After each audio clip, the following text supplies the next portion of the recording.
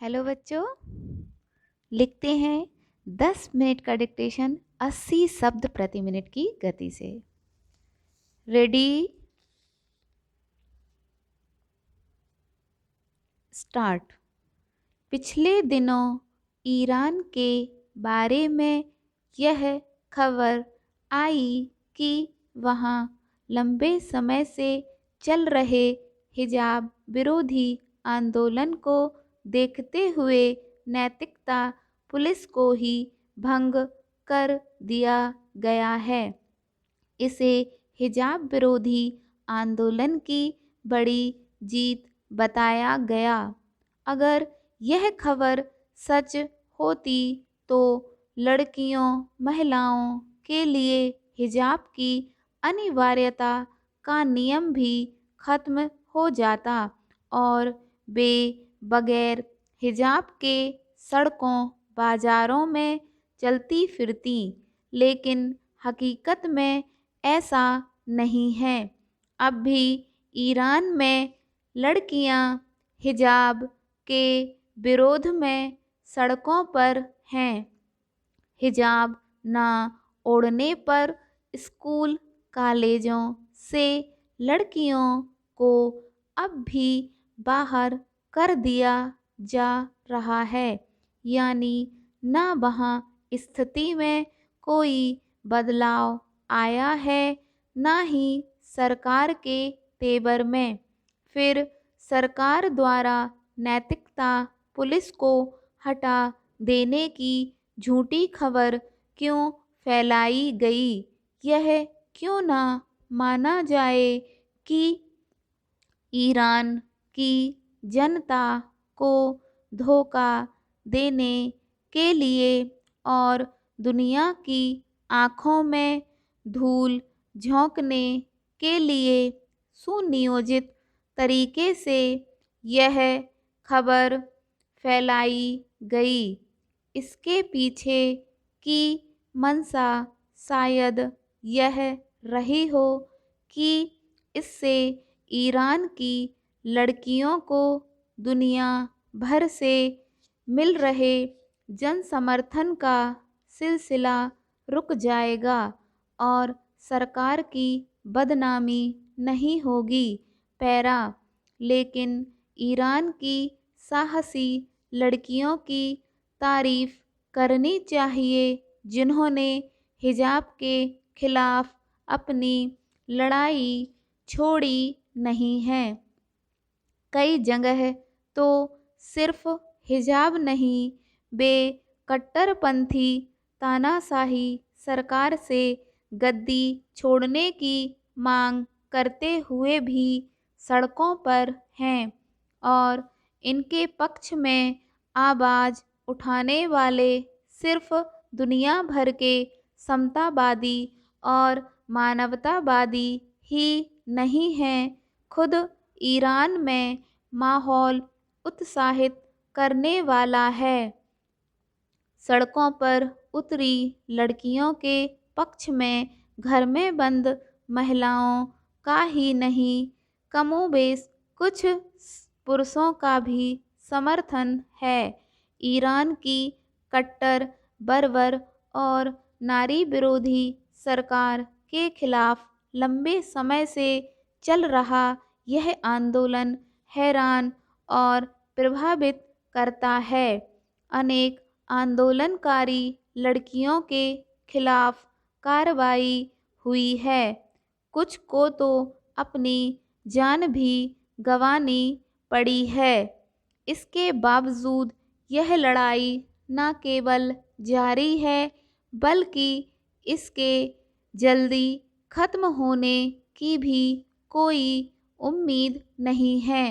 Para, अपने हक के लिए लड़ाई सिर्फ ईरान में ही नहीं चल रही। तानाशाह शी जिनपिंग की शून्य कोविड नीति के खिलाफ पिछले दिनों चीन के एकाधिक शहरों में लोगों ने जिस तरह सड़कों पर उतरकर विरोध किया, वह भी उतना ही हैरान करने वाला था। यह याद रखना चाहिए कि वर्ष 1989 में तियानमन चौक पर आंदोलनकारियों के खिलाफ बीजिंग ने जैसी खूनी कार्रवाई की थी, उसके बाद दशकों तक वहाँ सरकारी विरोध का जिक्र तक नहीं होता था। सड़कों पर उतरने की तो बात ही छोड़ दें। हालांकि अब भी यह समझ लेना भोलापन ही होगा कि वहाँ की जनता जिनपिंग के खिलाफ हो गई है, क्योंकि आंदोलनकारियों में जिनपिंग की सीधी आलोचना करने वाले या उनसे गद्दी छोड़ने की मांग करने वाले लोग कम ही थे। ज़्यादातर लोग सादे कागज के साथ सड़कों पर उतरे थे। उन कागजों में कुछ लिखा हुआ नहीं था, लेकिन उनसे लोगों की नाराज़गी और क्षोभ के बारे में तो पता चलता ही था। चीन में जगह जगह हुए बेविरोध प्रदर्शन अगर प्रतीकात्मक थे तो भी उनका महत्व कम नहीं होता, खासकर तब जब तीसरी बार राष्ट्रपति बने। जिनपिंग कम्युनिस्ट चीन के इतिहास में सबसे ताकतवर नेता हैं। ऐसे में लोगों ने सड़कों पर उतरकर बड़ा जोखिम लिया था।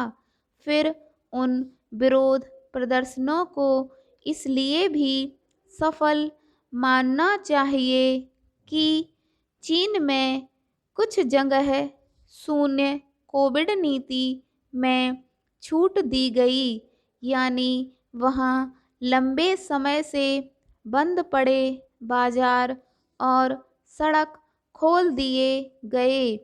यह उस विरोध प्रदर्शन की सफलता ही थी। कुछ विश्लेषकों का तो मानना है कि ये विरोध प्रदर्शन भविष्य में वहाँ बदलाव की नींव भी रख सकते हैं। हालांकि इस बारे में जल्दबाजी में कुछ कहा नहीं जा सकता। जो चीन तियानमन चौक समेत देश के अनेक शहरों में उमड़ी आंदोलनकारी भीड़ को कुचल सकता है, वह कुछ भी कर सकता है। वर्ष 1989 के उन विराट विरोध प्रदर्शनों की तुलना में लॉकडाउन के खिलाफ हुए विरोध प्रदर्शन तो कुछ भी नहीं थे। इसके बावजूद ईरान से लेकर चीन तक बर्बर और शक्तिशाली शासकों के खिलाफ जनता के सड़कों पर उतरने की प्रशंसा ही की जानी चाहिए। चूँकि मैं आशावादी हूँ, इसलिए मेरा मानना है कि ईरान में हिजाब के खिलाफ लड़कियों का यह आंदोलन भविष्य में बदलाव की रूपरेखा तय कर सकता है। यह आंदोलन आने वाले दिनों में वहाँ महिलाओं को पुरुष वर्चस्ववादी व्यवस्था से आज़ादी दिला सकता है। ऐसा मानने का कारण यह है कि एक समय ईरान में महिलाओं को तमाम तरह की आज़ादी हासिल थी। दरअसल हम वर्तमान में जीते हैं, इसलिए हमें ऐसा लगता है कि दमन करने वाली ताकतों का कभी कुछ नहीं बिगड़ सकता, जबकि हकीकत ऐसा नहीं है। इतिहास का सबक ही यह है कि अतीत में समता और न्याय के लिए हुए आंदोलनों ने भविष्य को सुखद और न्यायपूर्ण बनाने में बड़ी भूमिका निभाई है। स्टॉप।